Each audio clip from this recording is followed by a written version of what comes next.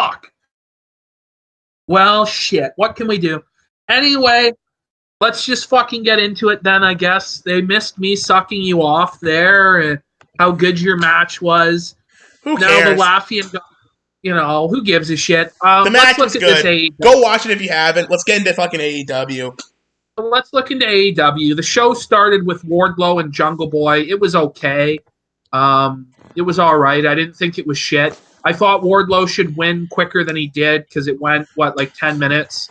They're trying to put Jungle Boy over as like a big star in like a couple of years. They can't like squash him too quick.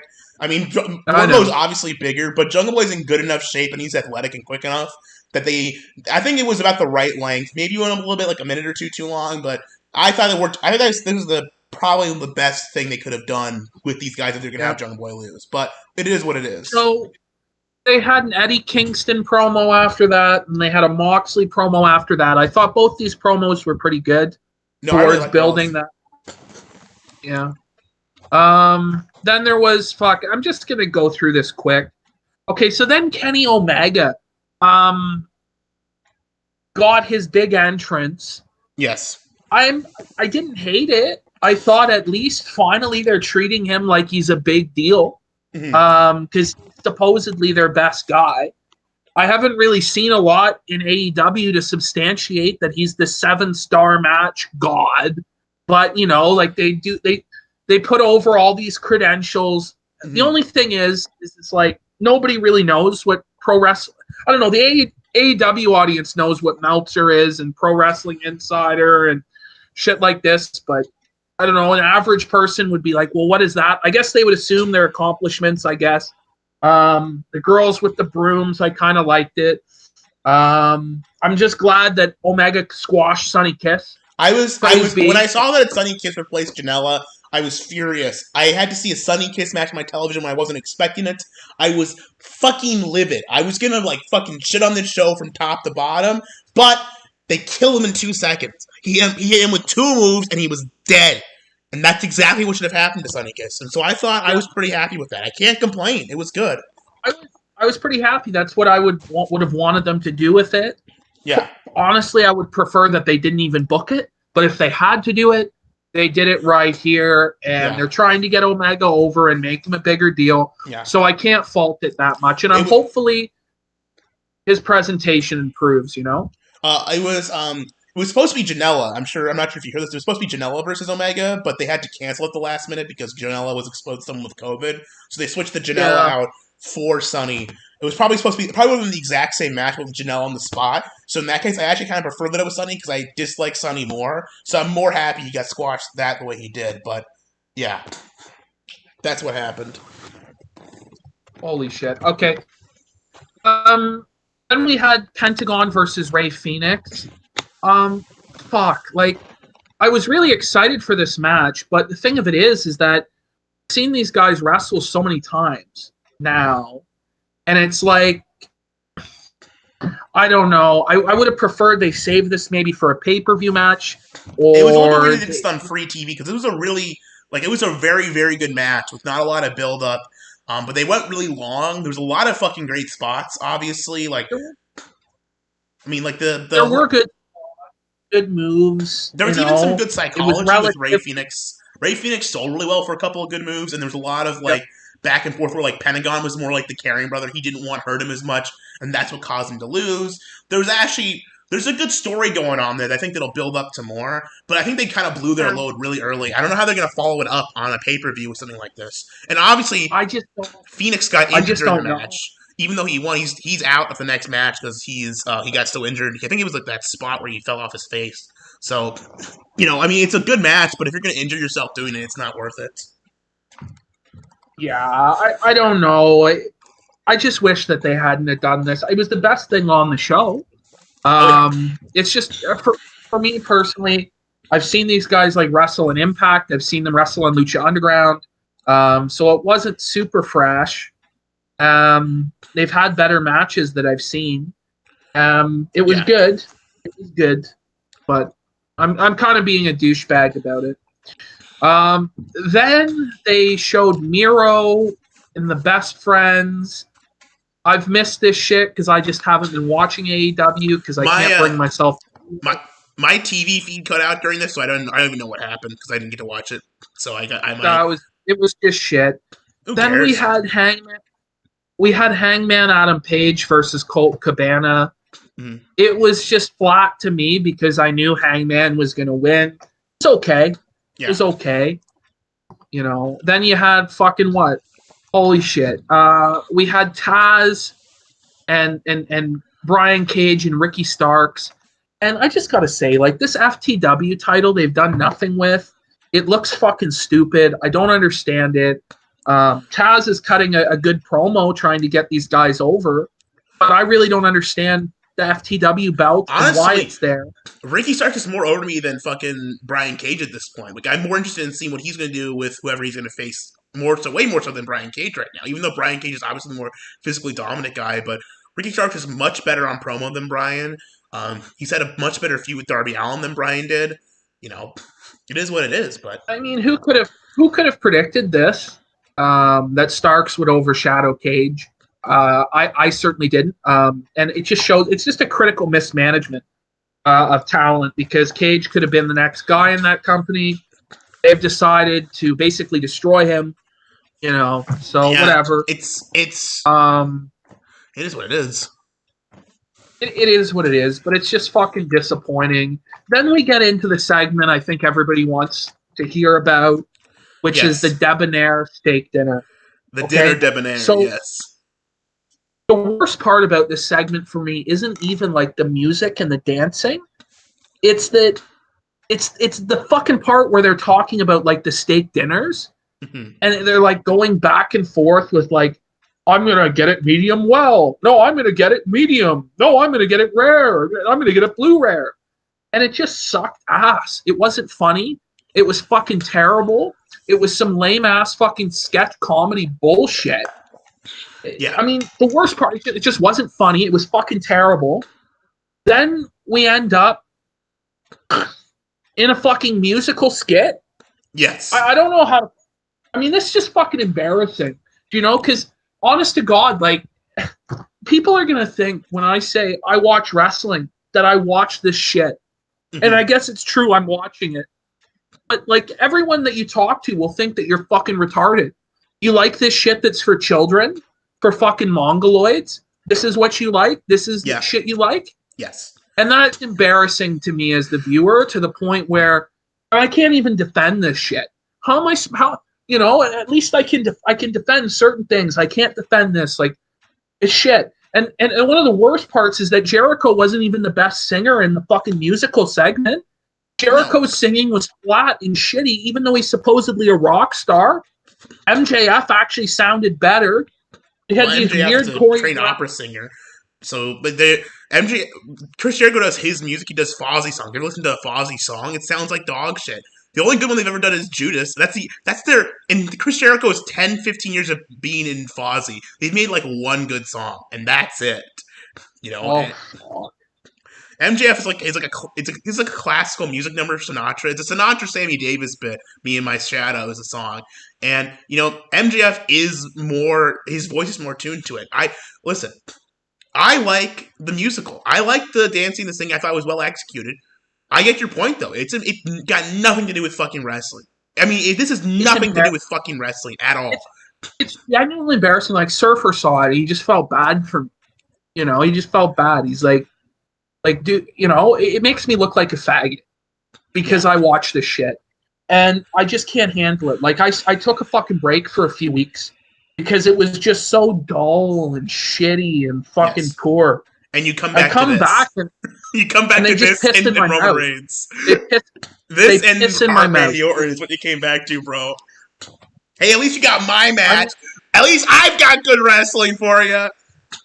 It's no Pentagon versus Phoenix, but that's all we're going to have left once these fucking companies go under. We're fucked.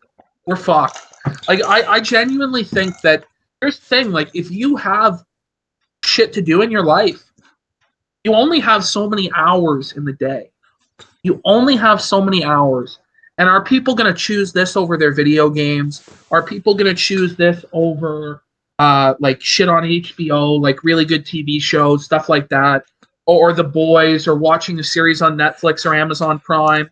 Are they going to choose this over that? No, and that's what or are they going to choose this over the football game? That's been my problem the past little while is like, Sunday night, Monday night football. I don't want to be fucking watching wrestling. Throughout the week, I don't want to be watching fucking wrestling because the shows have hardly any redeeming value. They're either just total boring shit or it's just embarrassing to where they're like pissing in my mouth. Mm-hmm. And it just fucking makes me sick. And so I've just been an audience. Then I get, coming out of this fucking musical segment, Dr. Britt Baker versus Killing King. Yeah. Just garbage. Thank God it only went 4 minutes.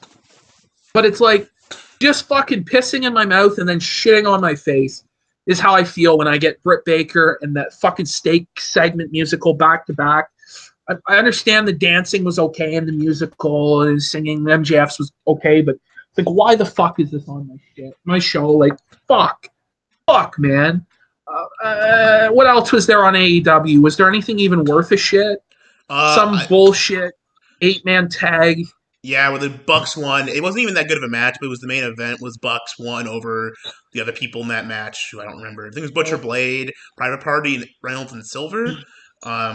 They won. They're going to face FTR at the pay-per-view, which I guess I don't know. When they won, FTR came in and beat them up and was kind of thing. But Young Bucks have been going heel for so long that I didn't feel bad for them. I didn't feel any sympathy for them being beat up.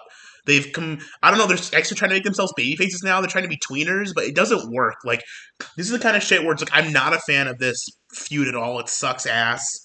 Hey, I'll tell you this. I tuned in to the episode of Beyond the Elite this week. Yeah. Like, it's just so gay. It's so fucking gay. They were dressing up like fucking, I saw the clip from a few weeks ago. Dressing up like fucking Peter Parker, black suit Spider-Man. Yes. This terrible fucking shit. No, I remember how I said it was like that's why I wanted to do the stream with you like the week after, because literally days before I said they're gonna do black suit Peter Parker Spider-Man, and then 3 days later Cody comes out in black suit with his new dark hair, and then he immediately turned his hair back blonde again for some reason. I don't fucking get it. But whatever the case, they went with it. And it's just frustrating, man, because we almost forgot the best part of the show. Darby Allin did Jackass with Steve-O.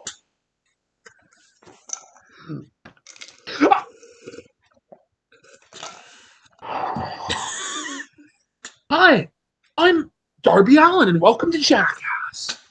Why is this fucking shit on my TV? It's time. We gotta bring Jackass back, dude. It's time for Jackass 5. Bam Margera's coming back, motherfucker. The return of Diva La Bam. I'm just so sick of it, Gahoole. I'm so sick of this fucking shitty company. I hate AEW. They make it fucking a joke. They make me feel fucking bad to be a wrestling fan. It's fucking humiliating. I fucking tune into this shit. And it's just like, yeah, this is, I guess, what I'm into now. Shit. So it's just a fucking terrible, terrible federation. I hope they go out of business soon. What happened? Got another 2 years under their fucking TV contract or some shit. So they got money till then. I don't know, man. It's getting tougher and tougher. Then we'll talk about the real wrestling company, I guess. So everybody missed out on my thoughts on Clash of Champions, and the show had one good match, which was the Roman Reigns and Jey Uso match, which was the ambulance match was okay, I guess too. Match, yeah. But it's an ambulance match, you know. I think it was one of the better ambulance matches I've seen. Actually, it was pretty good. The whole thing's with Legends coming back. That was one of my better matches I've seen in a while from them. I thought it was pretty good. And then obviously Roman Reigns, Jey Uso was good. Strangely enough, the best match on this show was also Roman Reigns, Jey Uso, and everything else was kind of dog shit. This is where I'm at now. Is the only performer in the company who I care at all about now is Roman Reigns.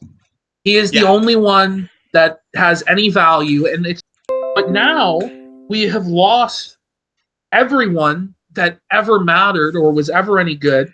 Guys that were good at that time have now just become so not over and good that he is the only thing, and he's the only thing that's presented seriously. He's the only thing that's booked strongly. Yeah. He's the only thing that makes sense. And so therefore I have no choice now, and they've turned him heel. I don't know, maybe I was wrong all those years to be hating on him because I think he's doing a good job now. His character back then was dog shit. It wasn't Roman Reigns, the wrestler's fault. He was always a pretty good wrestler with a good look and a good attitude and stuff. It's just he had a bad character. And they changed it around, they changed his shit, and now he's doing good because they're writing him well. That's all the fucking difference, is that the only thing difference between now and then is, I mean, he's a heel, yeah, but even before he turned heel, he was finally getting written kind of seemingly well. Like, his feud with Jey Uso, it's like, why is he feuding with Jey Uso? Oh, I'll tell you why, because it's his brother, it's his family, and there's some fucking story there. It's like, well, good God, let's get some fucking story going. Well, where is this treatment for everybody else? Nobody else gets this treatment to even be taken somewhat seriously. Everybody else is a fucking joke. This was a night and day presentation from the way this Roman Reigns and Uso match, the way it was built in the package, you know, and they're coming out to the ring and they're mic'd up and you're fucking like it's a brutal match. They just beat the fuck out of each other. Mm-hmm. And it's like violent and they're telling a great story. And Reigns' facials in this match are the best I've ever seen from him. The best, I think, of anybody on the roster right now. You know, especially on the finish when he's selling that finish and selling that babyface turn at the finish. And I almost bought and he was going to shake the hand and he was going to let the guy go. You know, but and also the way they built this match was smart, putting the stipulation that Buddy was going to be his slave or whatever. You know, put a little bit of doubt in there, especially when he got the belt on him and was choking the fuck out of him.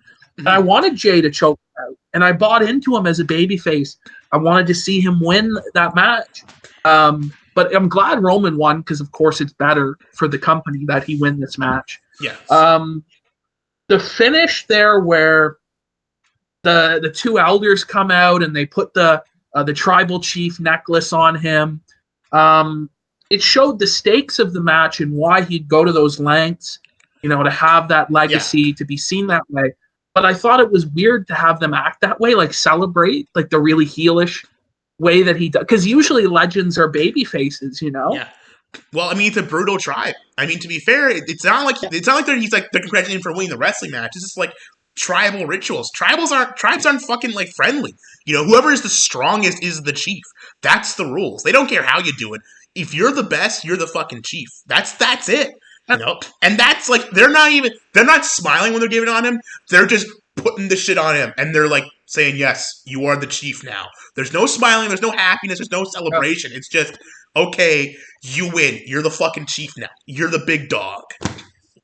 And you know what? It's fucking good. It's good. No, it's great fucking storytelling. And I'm sure it's actually a little bit rooted in their actual fucking tribal rituals and stuff, which I'm sure was payable because Roman gets to decide what he does. He said, listen, I want to do a real fucking Samoan tribal chief storyline where I have to feud with my brother to see who's going to be the fucking head of the table. He probably pitched this shit. This is probably Roman's idea based on what he and his family go through, which is like, we want it's good because that shit's real. It's not fucking fake shit. And maybe it is fake shit, but probably in real life, Roman had to deal with this shit. They had to like have this go through with someone. It's probably based on some reality, and it works. And then you immediately cut afterwards, after this match, to Jeff Hardy DQing Elias with a guitar shot. Because Elias thinks that Jeff Hardy ran him over, even though we have fucking camera footage of Sheamus doing it.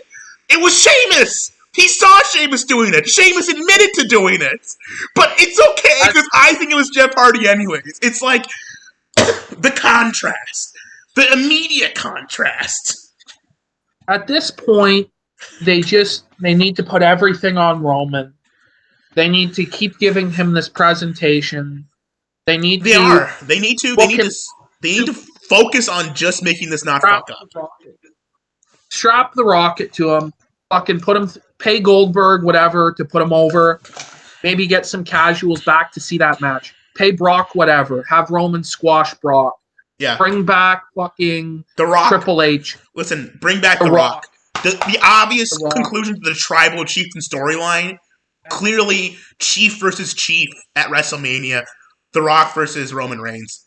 The final match of The Rock, maybe ever. He's retired in a match. Then put Roman over. And then put Roman over. You gotta do it. And I think now people will accept it, and they won't hijack his run, because that match was the best. They can't even hijack probably his run. Have you seen... Yeah, they can't. They're not even there anymore. But have you seen a better WWE match this year than that one? WWE match? Maybe Boneyard at WrestleMania, if that's even considered a real match. Like that, and I guess Edge versus Randy Orton, best match ever, whatever. I thought that one was pretty good. I was actually a fan of Fiend versus John Cena. That's my thing. I was finding Firefly as fun. I thought that one was pretty good. But those, it's just those two WrestleMania matches that I would consider up in this same level with this and the Clash of Champions match. Like, this is obviously on a different level storytelling-wise. Like, no, it's on a whole different level, and this is what wrestling should be. The only thing that made me a little bit mad is, from the start, they come into the Hell in a Cell, and immediately it all descends into outside interference. The whole point of the Hell in a Cell is no one gets in or out. Now, that's been broken years ago. I get it, but it still kind of pisses me off that, at the end there, at the finish, there's all these guys crowding around him and all these suits and stuff. Maybe just have Jimmy come in, but don't have fucking, all these other guys come in too. That's bullshit to me. That was stupid. But that's like the one negative I thought with this match. But, but the thing is, it kept happening for the rest of the night anyways too, so it's like, who fucking cares? Hell in a Cell is dead as a gimmick. My negative is that there wasn't blood. There should have been blood in this match. Yeah. There needed to be blood. They needed to take it to an even further level of brutality that they're just not allowed to do. I wanted to just fuck. I mean, imagine, as he's choking the other Uso out at the end, like, Buddy's bleeding, like both of them are bleeding all over each other. It would have been a great visual. That didn't happen. I would have liked to see that. I also would have liked to see maybe Reigns bleed as well, give him a bit of more vulnerability, because there was only really the one spot with the choke where you could buy in that Jay might win there. Also, I didn't like this idea that the referee could stop the match without them saying, "I quit." The fact that they kept teasing that as an option is fucking stupid. And also, I mean, if that was the case, that he could stop the match when somebody was out, why didn't he stop it when Reigns was unconscious? My other issue with it, I guess, if I'm getting real nitpicky, is that Reigns did say, "I quit," a few different times. He goes to him, "You just have to say I quit." Well, wait a minute. You said I quit. You should lose the match. Do you know what I mean? So, I mean, that's that. To be fair, that is real nitpicky. I think the idea is to intentionally say, like, "I give up." You just say, he said the words "I quit," but that doesn't. You're not wrong, but that's a true nitpick, and that really doesn't matter. Finishes where, like, The Rock plays "I quit," on a tape recorder with Mick Foley to win the match and stuff like this. So that's how I'm thinking. I'm thinking, like, well, what the fuck? Like, but that's fine. I would have liked to see somebody go off the top of the cell tonight. Nobody did, and nobody ever will, because they've made it too fucking tall. Well, the way the structure... They did it, like, 2 years ago when Shane... I mean, fucking Shane at WrestleMania did it, and then he faced Kevin Owens. He did it then. But I think only Shane does it now. And to be fair... Frankly, I wouldn't do it until there are crowds back. I think that's a spot you need to do in front of a live crowd to really make it a valuable spot. I think in this Thunderdome, I don't care how many views you're going to get for Hell in a Cell, but it's just not the right time. Maybe next year you can do it, but not right now. But truly, they shouldn't even be having these Hell in a Cell matches at all, especially 3 of them on one show. I mean, I think that Hell in a Cell, I think Jay and Rowan belonged in Hell in a Cell match. That was a match that really did belong in it. And honestly, I mean, the only one that really didn't belong in a Hell in a Cell was Sasha versus Bayley, because it was the first match they had, and stupid to do the first match and have it be the Hell in a Cell. But Randy and Drew and Roman and Jay are actually, they've both been going on for a long time, and they both feel like they needed the Hell in a Cell stipulation. It worked for those 2 matches. Yeah. But having the whole show be Hell in a Cell, and just feels like they're doing it to have it at Hell in a Cell, it just sucks. But the timing was right for both of those feuds, so it worked out. I thought this year better than other years. The only thing, 2 more things. One is that the placement on the card I didn't get, because nothing can top this match. Nothing. This is the Hell in a Cell I Quit match for the WWE Championship, Universal title, with the face of the company in the ring. What can top that? It should be the main event. Now, I know why maybe they didn't make it the main event is because you would have to slog through a whole bunch of bullshit to get there, and you would be burned out and you wouldn't react to it as well. But that is the fault of the company itself. Like, you know, we've had main events at the end for a reason for a long time. Yeah. I could have turned this pay-per-view off safely after that match, knowing I wouldn't miss anything, except that the company is fully retarded. And went. You would have missed the death of Otis. You would have missed Miz gonna get a world title run this year, bitch. Fucking. That's fine. Oh my god. Back. Okay, let's just move on because I really like this match. I agree. It was the best thing I've seen. I want to say, I've started stealing Roman Reigns' tweets and sending them to like T-Clips and to other people I feud with, saying I'm the head of the table, I'm the big dog, who will call me the chief, and they're getting real rattled about it. They really think that I think that I'm the head of the table and I'm the chief and all this shit. And you know, they take it real seriously. But I've started just like copy pasting things that he'll tweet out on his Twitter and putting it in. And then just changing it from like James so to T-Clips. I'm the head of the table, and you'll learn that you don't disrespect the head of the table. PPP. You know, oh my god, he thinks he's a big deal. Oh, so it's just jokes to me. You know, fuck. I almost knocked my laptop over there. That's good shit. But I'm gonna start cutting more promos like this. Like, I'm the head of the table. You're gonna call me the chief, John Michael Kelly. You're gonna call me the chief. I don't want to have to do this. This is a big. If I was you, I would back off now. I don't want to do this to you, but you have to learn. I don't want to have to teach you this lesson. I don't want to have to teach you this lesson there. I'm the big dog. So, I don't know. I'm enjoying that. Let's move on. Fuck. So immediately after this epic storytelling, you know, they're pushing this shit hard. This is the best thing they've done with Roman ever. This is the best thing they've done on television in years. Let's follow it up with Elias getting DQ'd by Jeff Hardy. 7 minutes, bro. Awesome. Just awesome, dude. Just love that shit. Sing a song for a couple minutes, act like a fucking goof, come out there, and then have the babyface lose like a retard by DQing himself in front of the ref like an idiot, like a dumbass. So cool.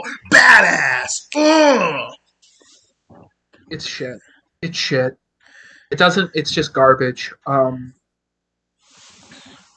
a waste of Jeff Hardy.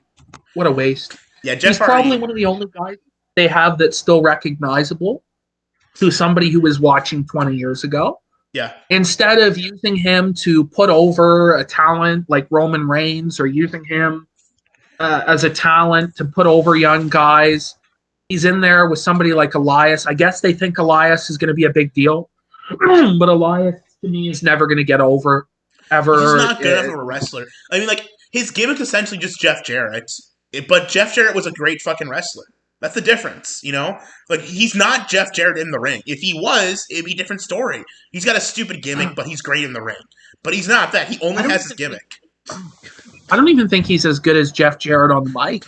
No. Like, in like 2011 TNA, like when Jeff was feuding with Kurt Angle, that was such a fun feud. It was so silly with like the whole like the wife thing and the MMA gimmick and shit. And I really liked that. Double MMA? And the double J, double MMA or whatever the fuck it was. I liked that story. That was peak Impact, you know, peak fucking crazy TNA shit. Yeah. But yeah, it's just a waste of Jeff Hardy. I don't even know why they're paying him. Keep him away from AEW, I'm guessing, because, you know, him and Matt going over there probably make big money for them, but it's whatever. So that was that match. This was a short card, too. I appreciate Money in the Bank. Yeah. Otis versus Miz. Go, Google. Unleash. Listen. Unleash. Otis was my one guy. It was Roman I didn't give a shit about, but he's back and I've enjoyed him. But for like most of the summer, and for most of like the last like year and a half, Otis was like the one guy I really gave a shit about. When he when he won the contract, when he picked up that thing, I was so fucking happy because he's got that like natural charisma. He can do like cheesy schlocky WWE promos and make him work because he's just so good at being a fat idiot. It's so fucking good. He's got a great character. His look is so fat and so incredible that it works. He's too fat to be like ashamed of it. He's just huge. It's like a huge big glob of mud. You know, you can't deny it. I see normies on Facebook posting memes of him that don't even watch wrestling. Yeah. Actual normal people posting memes saying, like, when your wife does makeup and gym routine and looks all this good, and there you are at the end of the bed and it's Otis shaking his fucking gut. Right? Shit like that. He reminded me of like a wrestler from the 1980s that would have been in a tag team in the 80s or would have been a guy that might have, you know, fought Hogan or something like that. He's just like that 80s kind of golden age style cartoon character. He's literally copy and pasted from like, he's like a guy like blue collar Otis is a guy you took from an 80s WWF, like, you know, he was on fucking This Tuesday in Texas one month, and he was in that show, and they copy pasted him out, just put him into 2020, and he hasn't. The character isn't different. It's not like he acts different. He wrestles the same as something like that. He works the same as something like that. And he got the promos the same as something like that. And it was great because it was different and it was fun. And I was excited to see him in a world title feud. I was excited to see him face, you know, I don't know if Roman Reigns would have been a good opponent for him, but frankly, I think him versus Randy Orton would have been fucking fun. You know, Randy Orton's all this serious shit, and they contrast with, you know, I'm a huge babyface Otis. Or, you know, yeah, him versus The Fiend probably would have been good too. Probably would have been the best Fiend matches because it's like this real, true fucking babyface going against this like evil fucking guy. But now, let's see where it goes, guys. Because who knows? He might get a big pusher. Because the only thing you can say is, if he won the title through cashing in Money in the Bank as a babyface, it doesn't really work. It should be a heel cashing in, and you don't want Otis to be a heel. Yeah. But they're not going to push him to the main event. Very clearly, from the direction they're going, they're putting him in the low card with fucking Tucky, to feud with Tucky. He can't even feud with Tucky. They're on different shows now. They split him apart. But they have to. They're not going to. That's the stupid thing. Listen. What next on Monday tomorrow? Tucker's going to cut a promo, and guess what? Otis can't show up to do anything about it. Otis just had to, like, he might come up as El Grande Gordo wherever he was out on Monday, but they're on separate shows now. Maybe they'll do a one-match at Survivor Series, but that will be it. They just got to ignore that, like they do anyway for everything, and just fucking... They should. Fuck it. They should ignore it, but they won't this time because... Fuck it. This guy was like their chance to have a really good babyface star. It was low time. It was too early quite yet, but you can build him up, but it's over. Kill him. But it isn't this type of face that Vince wants. He doesn't want a fat fuck. He doesn't want an ugly guy. He wants what Roman Reigns is. You know, that aesthetic look. That's what he's looking for. So Otis was never going to be the guy. We should have seen. He doesn't have to be the guy. I wrote him off from the moment I saw him. I knew he would never be the guy in this company. He went very far, all things considered. But it's time. They cut him off. It's time for him to die. He was too good. He was too fun. He was fun. He was fun to watch. To quote JBL, he was fun to watch, Michael. He was an enjoyable person to see on my television screen. I enjoy his storylines. I'm not that upset about Miz getting it. I like Miz. I think he's put in a lot of years in the company. I think that he's a good promo. He's I think good, he's an okay. But frankly, this is my thing. I think Miz is good. And I actually have a problem with Otis, too, with this. There's no fitting him into the world title picture right now. Either with Randy Orton or with Roman Reigns. There's no room for him there. I don't want to see Randy Orton versus The Miz, and I definitely don't want to see Roman Reigns versus The Miz right now. I mean, Miz isn't going to be the babyface. No. Do you know? No. So maybe what they'll do is I've heard Melina might be coming in. Maybe they put Melina with Morrison and have Morrison and Miz feud for the briefcase. Maybe they're going to give Morrison his chance. I doubt it. I don't know what they're going to do. That would be good. That's what I got to assume that they're going to do is maybe bring in Melina with Morrison, try and get something out of him before he's done, take it off Miz, or they're going to have to get the belt off Orton. Maybe McIntyre wins it back after a huge war with Orton, and then Miz cashes in and fucks McIntyre. McIntyre then chases Miz. Something like this. Yeah. I don't super mind the decision because I do like Miz, but Otis, he's fucked. He's fucked. They've screwed him. Is Mandy still with him? No, they broke him up. They broke him. Oh my god! Up. They ruined it. They ruined his thing. He was fucking. He wasn't Macho Man, but it was Macho Man and fucking Liz. Why? What are they gonna do with Mandy instead? What are they gonna do with her? She's on a tag team with Dana Brooke.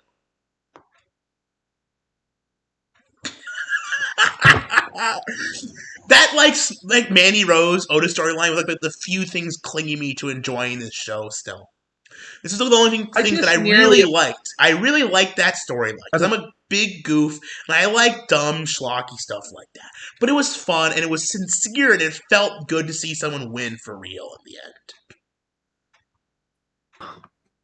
Yeah, I don't know. It's tough. It's tough. It's just another star that they've just fucking wasted. I mean, I'm sure they'll keep him around for the next 10 years in a mid-card role. Maybe, I don't know, I guess Vince was just tired of laughing at him and just wanted to pull the rug out from under him because it'd be funny. That's what I assume how this decision was made. It's not a great decision, but it is what it is. Then I just straight up fucking gave up because I was 52 minutes behind. I was cutting my promo on Beluga Lee or whatever. So I had the luxury of skipping the Hell in a Cell women's match. Oh my god. This only went 26 minutes? This only went 26 minutes. It felt like it went an hour. I was skipping and I was like, holy fuck, this was never ending, you know. I saw the ending. Sasha looks like a man. Yeah. Like her makeup melted off and she looked like a man. And it was gross and disgusting. I tried to watch a few minutes of it as I was skipping through. It was the drizzling shits. I don't know why. The work was fucking sloppy. As someone, I didn't watch the whole thing. I went and did my laundry. I got a drink. I listened to some music instead. The work was really fucking sloppy. The action. I mean, there was a lot of spots they planned which were okay. I mean, they probably worked a long time on this match to make it try as best they could.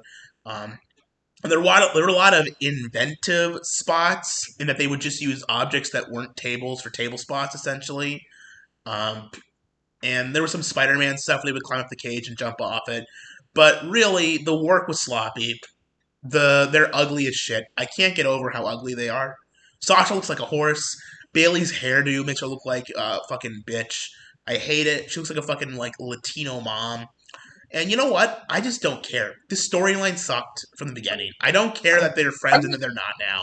I'm tired of Bailey. I'm tired of Sasha. And the fact is, even though I'm tired of it, the fact is they did a blow-off match as their first match. This is stupid. Booking 101, you don't give away everything in the first match, especially on a B pay-per-view like Hell in a Cell. Hell in a Cell is not a big pay-per-view. It's a B pay-per-view. And they blew this whole thing off in one match. Because they're not going to go back to it. Bailey's done. It's going to be Sasha now until WrestleMania when Ronda will come back and fight Sasha. Yeah. I don't give a shit. I hope Ronda never comes back. I hope they can the women's division. I hope she does everyone else, so they can ruin the women's division. The more she comes back, the more they bury everyone else in the division, which is good because then they don't have to care. Have you ever seen the wrestling YouTuber? I think his name's PS Power. He's been doing it for 12 years. He still has a small amount of subs, but he's been going for 12 years. And he said something this week. He goes, I was at a local show at my college. And these guys walked in off the street and they sat down, right? And they hear, oh, it's going to be the women's match. We're fucking excited for the women's match. Sexy women are going to come out, right? Well, what happens at the local show? They bring out a wrestler that's like Bailey, super perky, happy type wrestler who's ugly. And as she's walking to the ring, this guy described that these college guys stood up and walked out. and said that she's ugly, and they walked out. Yeah. You know? And that's honest to God what would happen. They're used to seeing back in the day Stacy Keibler, Sable, Tori Wilson, Trish Stratus, Lita, really hot women, Candice Michelle, women like this, Sunny, shit like this. They're not even used if you to go back to seeing... the 80s, like, and 90s, like, even, like, fucking Medusa or Alundra Blaze back then was not, like, she wasn't, like, attractive by, like, things, but she wasn't fucking ugly either. Especially back then when she was in her peak, you know? And, like, listen, it's okay to have an ugly woman wrestler if it's the point, or if she's the bad guy. If she's, like, in a bunch of makeup, like a monster thing. If it's Awesome Kong, or some fucking beast, or like even Tamina. I was watching some like 90s WWF, and Bull Nakano is like supposed to be ugly. That's the gimmick. She's got a bunch of shitty makeup on, and her hair looks stupid because she's a big fucking ugly monster. That's the gimmick. Like, you don't have to be like, not every women's wrestler has to be perfect, beautiful, but they need to be some so you can root for some. Because they either need to be sexy or physically impressive. Yeah. And these two are neither. And I just don't want to waste any more time talking about it. They had one fluke match at a fucking takeover. Fuck them. Fuck them. I'm sick of this bullshit. Fuck women's wrestling. I'm sick of watching. I'm sick of having people tell me it's good. I'm tired of this shit. Go to sleep. We gave Bayley 380 days as champion. She's not over. So let's move on. 380 days. Oh, but speaking of over, let's talk about Slapjack. Baby, it's Slapjack in the United States title match. Slapnut. I'm Slapjack. Oh, guess what, bitches? It's Slapjack time. Fuck it. Slapjack's in. He's good. This is the greatest shit I've ever seen. It's so great. I love these dumb names, these dumb fucking masks, doing stupid shit and getting beaten in 3 minutes and 50 seconds. Badass. So, this piece of shit comes out to the ring as a low-ranked Jason Voorhees. He has I can't believe you haven't seen any Retribution stuff before tonight. Have you not seen any of this shit on TV at all? Not even like clips on Twitter or YouTube or anything? No. I've seen them come out and attack somebody one time. They were destroying the production truck. I saw that. I've seen them maybe twice. I've never seen any of these fucking jamokes. They fucking come out. This guy comes out. So here are the people that they are. Here's who they are. Okay, I'll tell you since you don't know. Here's who they are. One is the big guy is T-Bar, and that's Dominic Dijak. You remember him from TakeOver, Dijakovic guy? He's this now. He's T-Bar. This big hoss dude with a great look. Put him in a fucking ugly mask. Other dude, a big black guy with dreads, is Mace, a.k.a. Dio Madden, the Raw commentator who got beat up by Brock Lesnar. Are you fucking kidding me? He's Mace. That great black otaku, the guy who's on Super Best Friends play, the guy who's got like a lot of cred in the fucking weeb community. He's fucking Mace. No. Mace, baby. He's got a Bane mask because he's a big guy. Even Jack is Shane Thorne. He is the fucking, remember TM61? That's him. He's back, baby, as Jason Voorhees. And finally, the women is Mia Yim is her new name, is Reckoning is her new name, and Mustafa Ali is just Mustafa Ali. But he's the leader. Okay. So we're going to play a game. It's called the Can You See This Person Main Eventing WrestleMania game. Let's play it. Stone Cold Steve Austin versus Slapjack. Yes. The Rock versus T-Bar. Yes. Brock Lesnar versus Mace. Yes. Ronda Rousey versus Reckoning.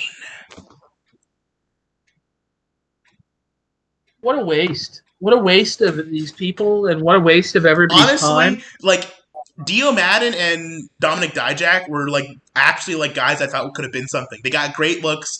Dio Madden has a great personality and has got good ins with, like, a bunch of good communities. He wouldn't have been, like, a major star, but he could have gotten some new audiences for him. I don't even know what to book this match, because... So are we even trying to get the Retribution over? Are we even trying? Because you put this guy in there with Bobby Lashley, Lashley's like 300 pounds of pure giga nig fighting a fucking knockoff Jason Voorhees. Like, putting aside that Bobby Lashley is a legitimate MMA athlete, even if he had no training at all, and you put this fucking knockoff Jason in the fucking ring with him, he'd beat the fuck out of him. And he did beat the fuck out of him. But this shouldn't even be booked in the first place. It's just so fucking This is stupid. The thing is also stupid. Okay, so they did a big tag match, and it came down to Lashley versus T-Bar, which is Dominic Dijak, who is taller than Lashley. Dominic Dijak's like 6'7", fucking super athletic, not as jacked as Lashley, but still pretty physically fit. He's their big guy. He's the guy who could like do Lashley. Guess what he did? Guess what he did on Raw? He tapped out to the fucking Phil Nelson. He tapped. Yeah, on their second match, he tapped. So why are we booking? So did we just make the Retribution as a team? We made this whole thing where they're the hackers taking over so that we can feed them to the Hurt Business, I guess. Even the Nexus, at least like Wade Barrett wasn't like a total fucking joke. Wade could cut a promo. He was okay in the ring. The Nexus, at least, fuck, like, this is terrible. This is fucking bad. Like, I don't know if I've seen a worse faction than this. Maybe the League of Nations. The League of Nations was better. It's not like but somehow the League of Nations was overall better than this shit. And that's sad. That is fucking sad shit. It's terrible.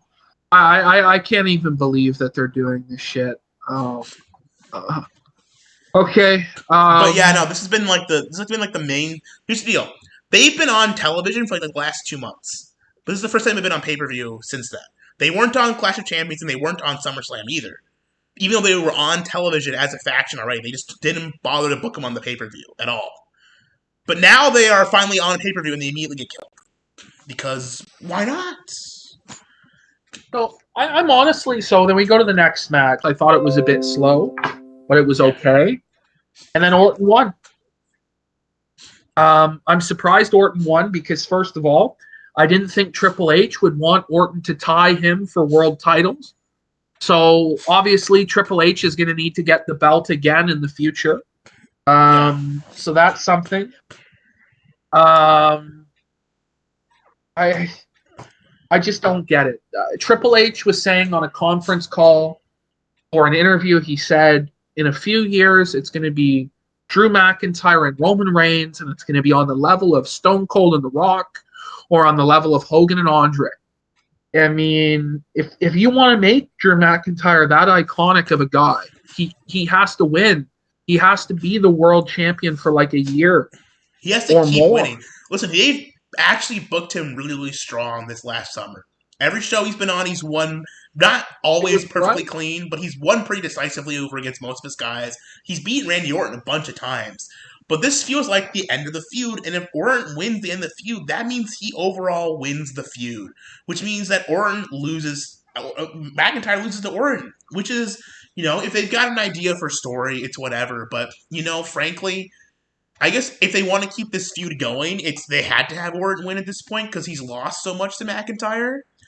But he lost the two matches to him, and I thought to myself, I go, why even book a third match? Like, we're really jobbing Orton out here big time, to have him lose 3 straight times. Well, clearly that's not the direction they were going in. No. And Orton won clean. He won pretty damn clean. I mean, he did hit him with a lightsaber, though. But it's a fucking cell match. Did you see we hit him with a lightsaber? He had the plastic lightsaber at the top of the cell he hit him with? That was badass. It was like, I am Darth Orton. Hoo-yah. Now that is Kino. That's what the people want. Yeah.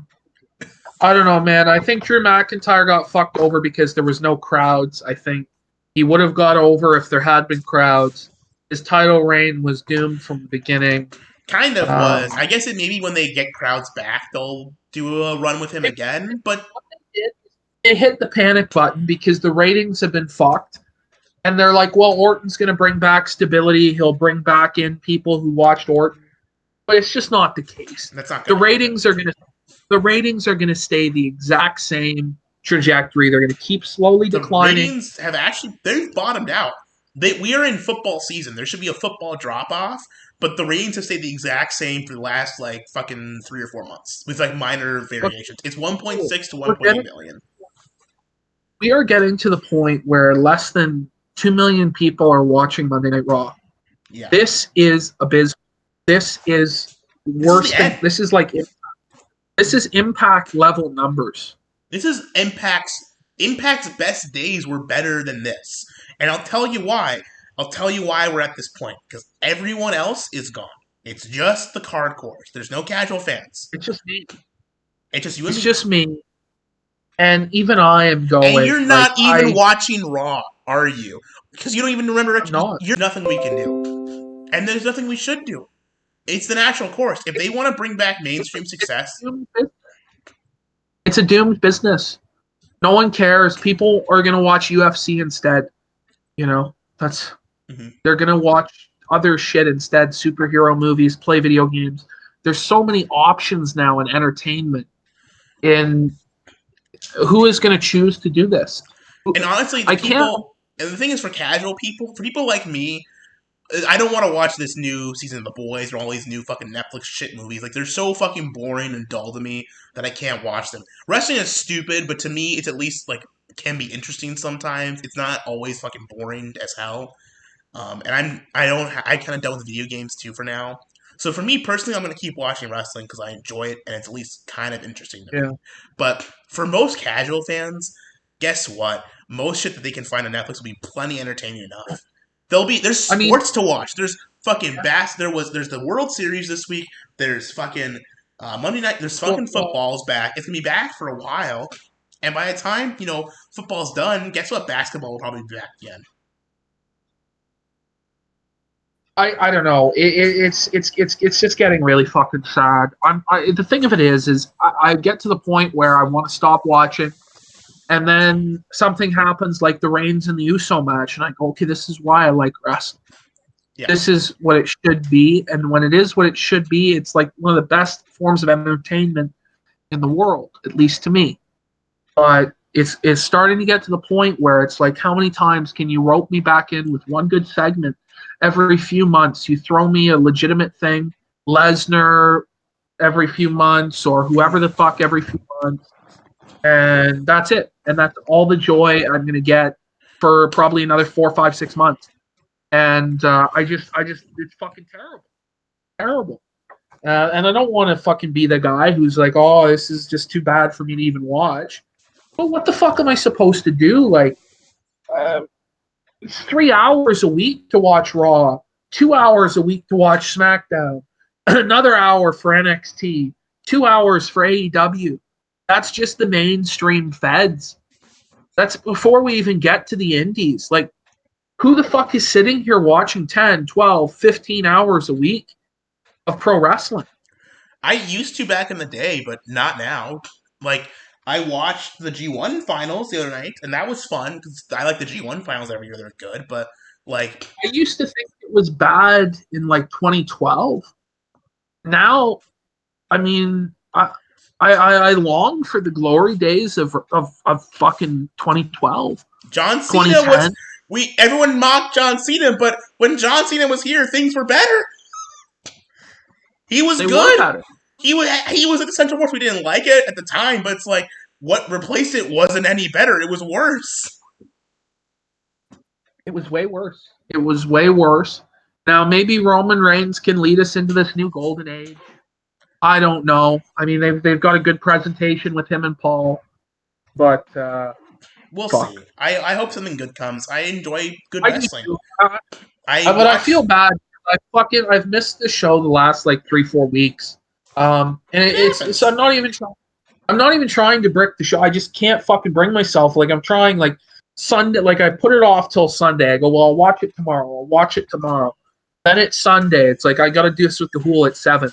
Or 8 o'clock, and I go, holy fuck, like it's 5 o'clock, I need to start watching this. And I get like 20, 30, and I'm like, oh my god, fuck this. and I stopped. So I don't know. I'm going to keep going. I'm going to try my best to be here every week for you guys. But it's getting tough. It's getting tough. The best thing to do, I find, is I just try to watch at least. I've cut Raw and SmackDown out of my life. I only watch pay-per-views and AEW every week. That's because AEW is one show I can watch. It's not going to do the other shows, so I can follow all the storylines fine. So I watch them 2 hours every week. So, and if you don't like it, just skip the parts you don't like, or I watch it always live, but, just don't watch the parts. If something's, making you mad, just fucking skip it and tell me it sucked. We don't have to go, an hour every fucking time. You just come in and tell me, hey, this fucking episode of Diamond was dog shit. I didn't like this fucking match. This match was okay.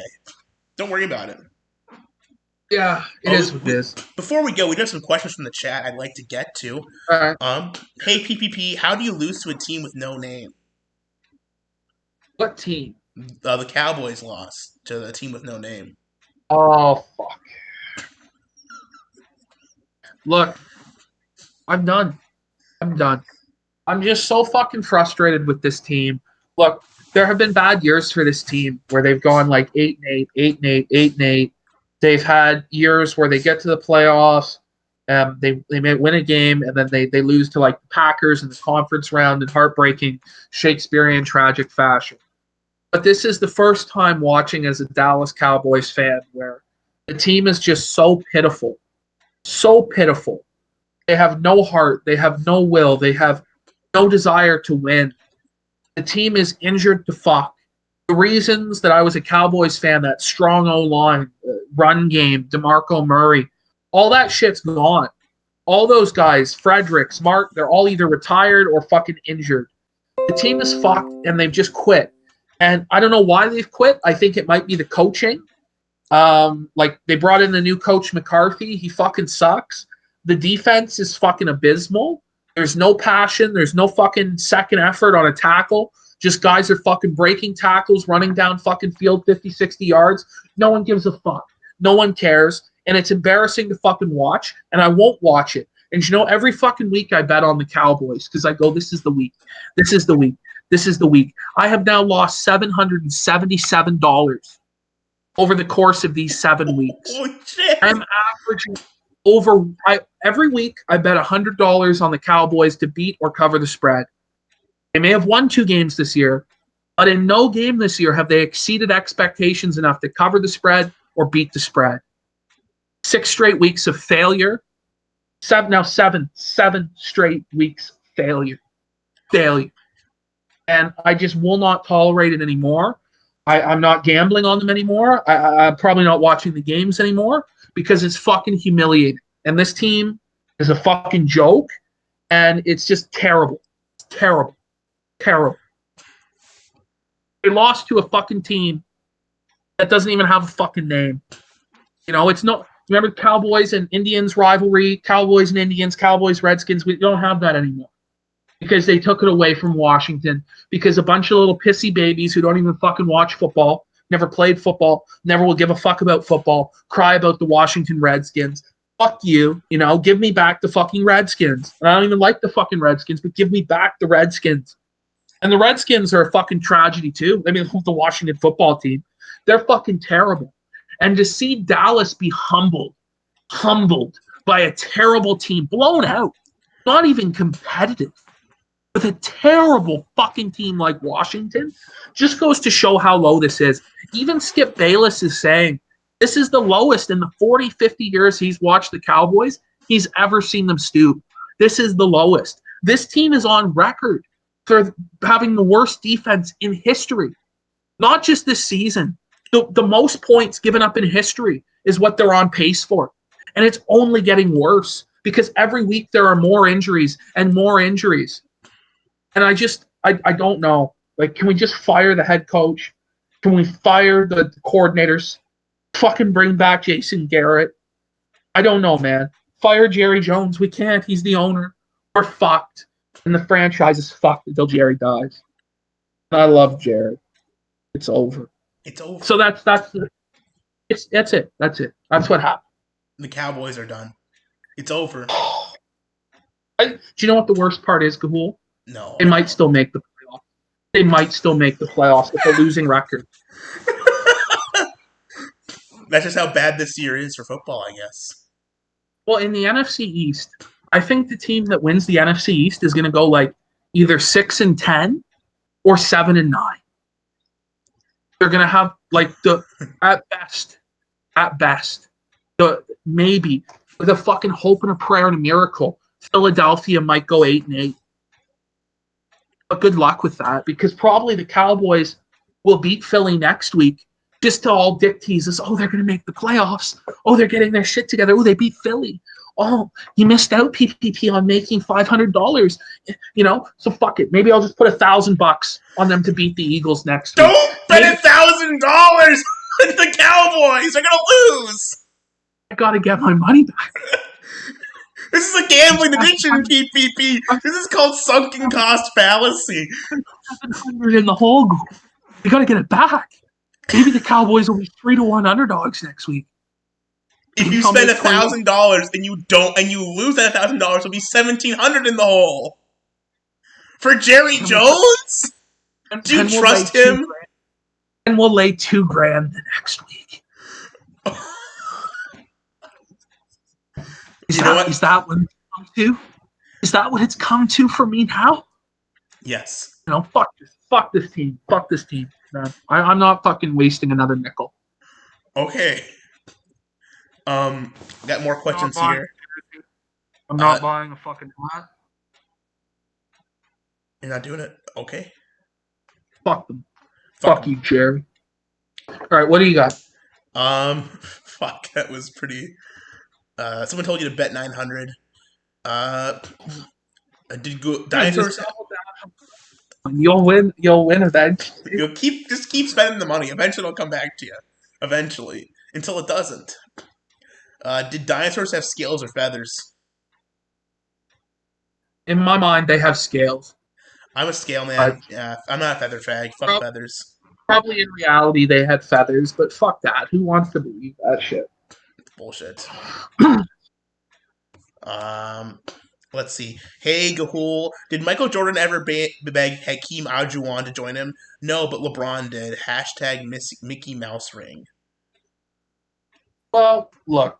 The reality of it is that Michael Jordan is an overrated piece of shit. Michael Jordan sucks ass. His game would never compare to LeBron. LeBron would crush him in a 1v1 match. And fuck you, You want to sit there and talk shit about his rings or whatever the fuck. Let's face it, in the 90s, the league basically straight up rigged every game for Jordan. The foul calls were ridiculous. Fuck you. Fuck you and your bullshit worship of Jordan. Okay. Can I give PPP an M-word pass? Not you are a big-time wrestler, so the fanboy PPP can use it officially.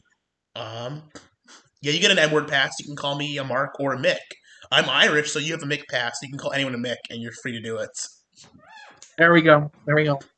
It's also such fucking silly bullshit. Like, oh my God. You need to die in a hole because you used a word. You should be homeless on the street.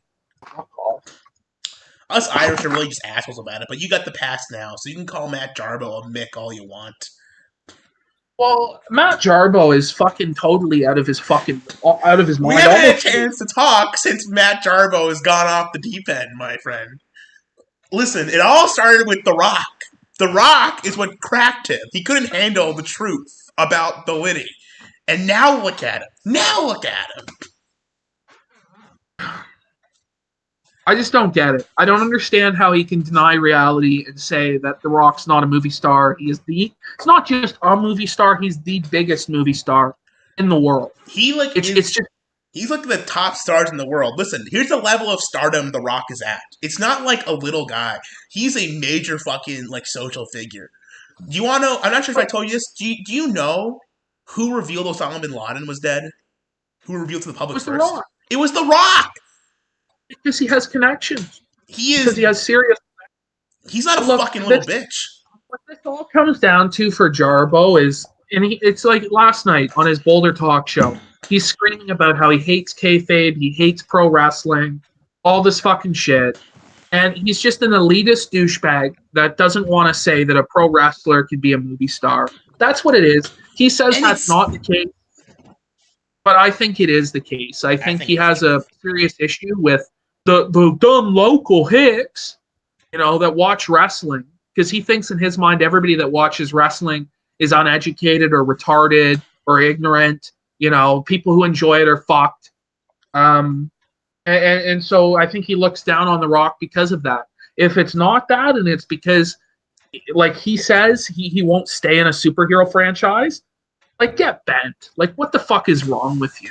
Listen, like, the truth is that Matt Jarbo loves superhero movies, and he's afraid to admit, despite a decade of endless pushing of this crap on us, the biggest movie star in the world has nothing to do with them. Superhero movies are complete box office cancers for people who star in them.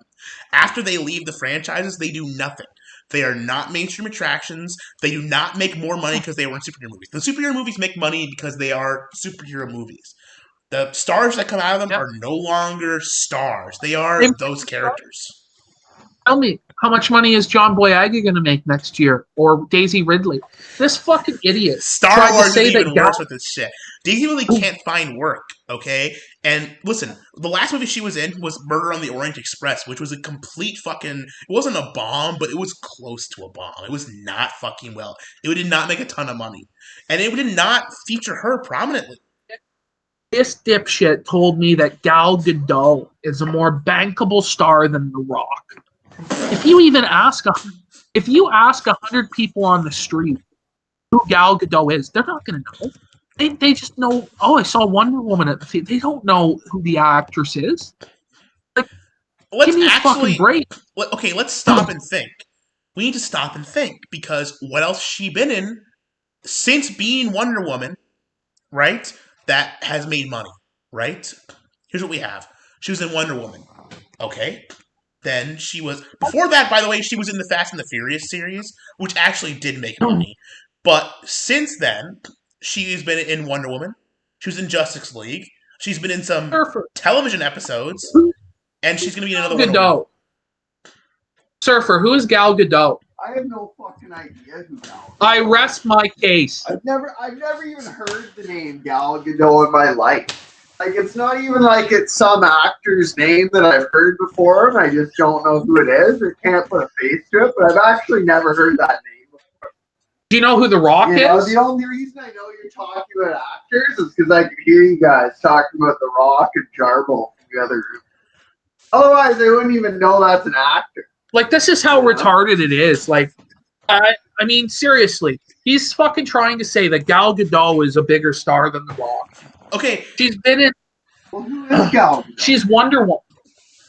Oh, fuck. She's an Israeli Jew that plays Wonder Woman and is also going to play Cleopatra. I guess nobody has... I don't even remember but nobody has a problem.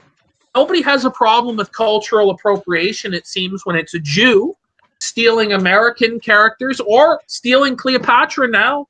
The fucking African. Some people would say she's African. I think she's sure as hell ain't white. She sure as hell isn't a Jew. Yeah. Is Cleopatra. Cleopatra, I'm sorry, historically is not Jewish. But nobody seems to have a problem with that being culturally appropriated by Gal Gadot. But who gives a fuck, really? It's just insane. Jarbo's a fuck. Let's finish the point here. The point I was making is, since she was Wonder Woman that one time in Batman vs. Superman, guess how many movies she's been in besides the superhero movies? Fucking none! None! She's only been Wonder Woman since she became Wonder Woman. The only thing she's going to be in besides that that's coming out anywhere time soon is Death from the Nile, which is supposed to come out this year, but probably won't. Versus The Rock. Since 2017, since becoming part of the Fast and Furious franchise, has been a part of one of the top 10 box office movies of the year every fucking year. And sometimes he's in 2 of the top 10. Usually, sometimes even in 3 of the top 10. Like, that's money. The way I look at it, he gets paid more than anybody else. So how can you have the balls to say that somebody's a bigger star? Jarbo tries to say Samuel L. Jackson's a bigger movie star than The Rock. The only argument he has there is longevity. 0! That's what I said. None! That's what I said. Because he goes, I go, is Samuel L. Jackson a movie star? He goes, yes. What franchise he been in? Oh, that doesn't matter. He's a movie star. He just is. Oh, he was in the Snakes on a Plane franchise. But it's just fucking crazy. The fucking guy's a loon. He's just a fucking loon. Once I heard that, I knew this guy's dead to me. Like, he has some sort of smug, elitist attitude about shit. You know, I can say it's not about making fun of wrestling fans or whatever, fine. But then he goes on to fucking say a bunch of bullshit like, the blood is on Trump's hands. It's on every world leader's hands. And it's like, well, what would the Jarbo administration have done? Well, I would have encouraged people to wear masks. Oh, would you have? Like they're doing now? You know what a fucking idiot. Dr. Fauci said that most of the deaths caused by the Spanish flu were actually because people were wearing masks. But they said that they said, lying. And I even confront him. Jarbo would cause millions of deaths. I confronted him with the reality that they said 2 million would die. They said 2 million would die. So far, it's 200,000. It's a 90% reduction. 90%. But that's not good enough. That's not good enough. They'll tell you something fucking retarded to virtue signal, like, well, not even one death is acceptable. Well, I mean, thousands of people just die every day. Like, that's reality. You need to accept reality. And here's the deal. You know what? The truth is, the deaths would be even lower if they did shit back in December when all the dumbass racist conspiracy theories were telling them there was a problem.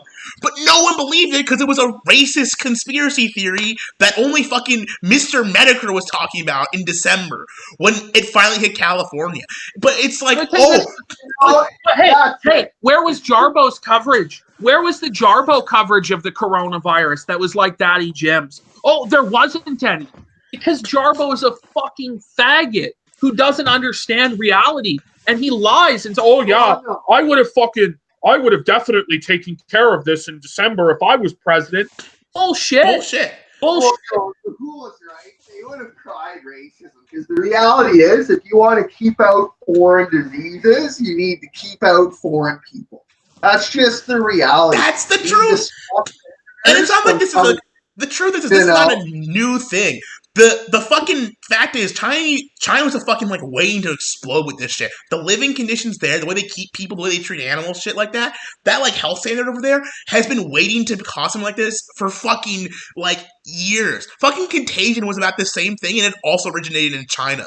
This is like this. They've been predicting this shit for a long time, but it was too racist to call them out for it because they're a foreign country.